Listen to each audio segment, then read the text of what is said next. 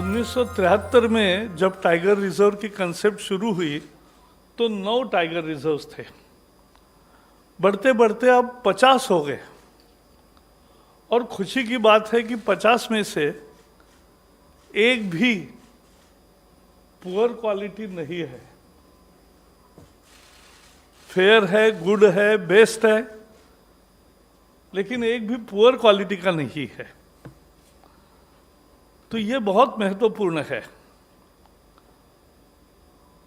और देखो प्रकृति की क्या वैभव है कि आदमी का अंगूठे का निशान जैसे यूनिक होता है।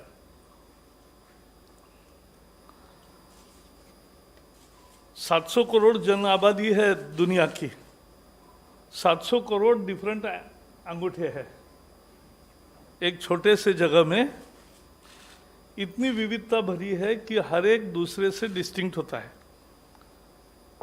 मुझे भी सवाल था कि ये बाघ एक से दिखते हैं तो इसमें अलग कैसे गिनते हैं, वही बार बार आया है ऐसा नहीं होता। तो नहीं होता।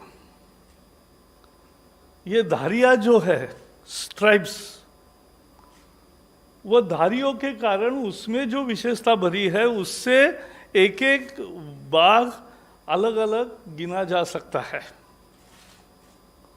और बड़ी प्रक्रिया के बाद 2967 जो कहे थे प्रधानमंत्री ने, वो बाघों की सही पहचान हुई है। उनके सबके चित्र है, उसका विज्ञान है। और हम भी देखते हैं, कोई भी जंगल सफारी में जाए और इसको बाघ नहीं दिखा तो लगता है बेकार गया, अगर बाघ दिखा तो लगता है बन गया। तो ये भाव है लोगों में, क्योंकि प्रकृति का एक अनमोल रत्न है बाघ। और जब बाघ होता है तो जंगल अच्छा होना पड़ता है, घास होना पड़ता है, पानी होना पड़ता है, और प्रे बेस जो है, जिन प्राणियों को वो शिकार करके खाता है, वो भी सब चेन होनी चाहिए। तो एक तरह से हमारे प्रकृति का ठीक होने का ये एक सर्टिफिकेट है, बाघों की संख्या। और दुनिया के 70% बाघ भारत में है। भारत को गर्व होना चाहिए। 70% हमारे पास है और 70% बाघों के साथ आज हम दुनिया का नेतृत्व करते हैं। देखो, भारत की ये सॉफ्ट पावर्स है और सॉफ्ट पावर को हमें दुनिया के सामने बहुत तरीके से ले जाना भी चाहिए।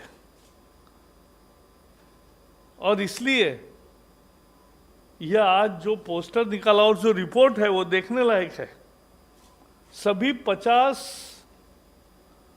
जो टाइगर रिजर्व्स है उसकी कहानी है, उसका सारा रिपोर्ट है। अलग अलग बेहतरीन चित्र है, देखकर भी आनंद होता है। तो ये बाघ की कहानी है। और इसलिए अंतर्राष्ट्रीय स्तर पे हमारे अनेक सॉफ्ट पावर्स हैं। उसमें ये भी एक नई सॉफ्ट पावर है कि यहां 30,000 हाथी है, 3,000 एक सिंह के गेंडे है, राइनोज, सिंगल हॉर्न राइनोज, और बाकी भी क्रोकोडाइल से लेकर लायन भी 500 से ज्यादा है। तो ये सब वैभव है। और मैं हमेशा बताता हूं कि भारत में बहुत कमी है जमीन की। दुनिया में जितनी जमीन है उसका केवल 2.5% भारत में है। दुनिया में जितनी बारिश होती है उसका केवल 4% भारत में होता है। और भारत में दुनिया की 16% लोगों की आबादी भी है और 16% प्राणियों की, कैटल्स की भी आबादी है, पशुओं की। और सबको जमीन लगता है, पानी लगता है, खाद्य लगता है। इतने सब रिस्ट्रेंट के बावजूद भी दुनिया की 8% बायोडाइवर्सिटी आज भारत में विद्यमान है। तो भारत ने ये करके दिखाया। कैसे किया? क्योंकि हमारे संस्कृति का हिस्सा है, हमारे रोज के जीवन का हिस्सा है। दूसरे किसी देश में पेड़ की पूजा होते मैंने नहीं देखा। पेड़ की पूजा होती है, यहाँ प्राणियों की पूजा होती है, पक्षियों के लिए अलग मदद के रास्ते ढूंढे जाते हैं। तो ये चराचर सृष्टि है, चर भी और अचर भी। तो ये चराचर सृष्टि हमारे जीवन का एक अभिन्न हिस्सा है। और इसलिए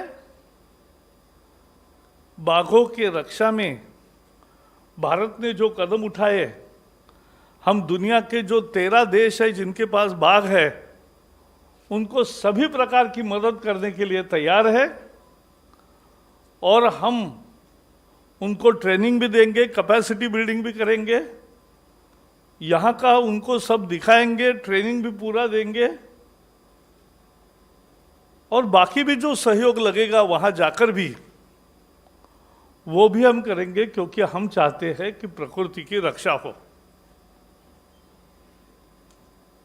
अभी आसाम में बाढ़ आई तो हमने हाईलैंड्स तैयार किए, जमीन के नए टुकड़े। जैसे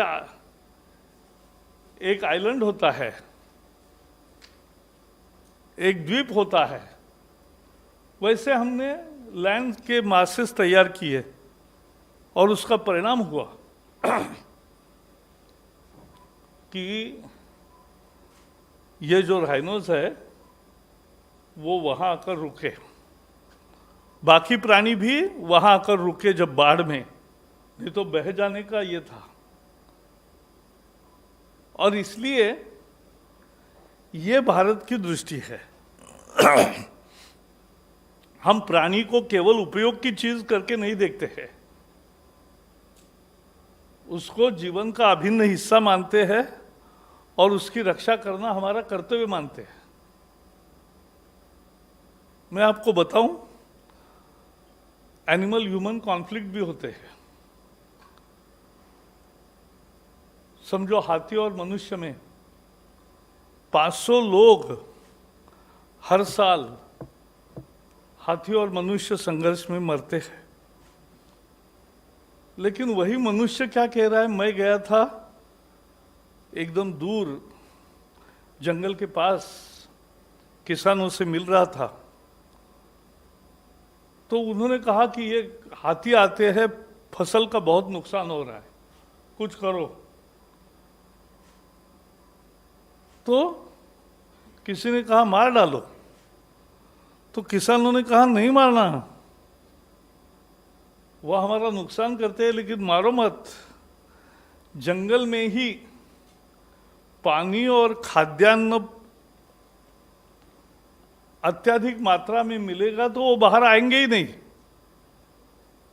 किसानों के इस सूझबूझ से हमारा एक कार्यक्रम तैयार हुआ, वाटर एंड फॉडर ऑक्यूमेंटेशन, कि जंगल में खाद्यान्न भी तैयार हो, घास भी तैयार हो और पानी भी भरपूर रहे। और इसके लिए हम नए टेक्निक भी यूज कर रहे हैं। लाइडर सर्वे के साथ हम जंगल का नक्शा पूरा डीपीआर तैयार करेंगे और उस पर काम ऐसा जल संधारण का करेंगे कि जिससे पानी का संरक्षण होगा और उसके कारण ग्राउंड वाटर भी बढ़ेगा और उसके कारण घास भी बढ़ेगा। तो ये हम करने वाले हैं। तो पूरे प्रकृति की जब हम रक्षा करते हैं तो बाघ का इतनी संख्या होती है, एक काम से नहीं होती।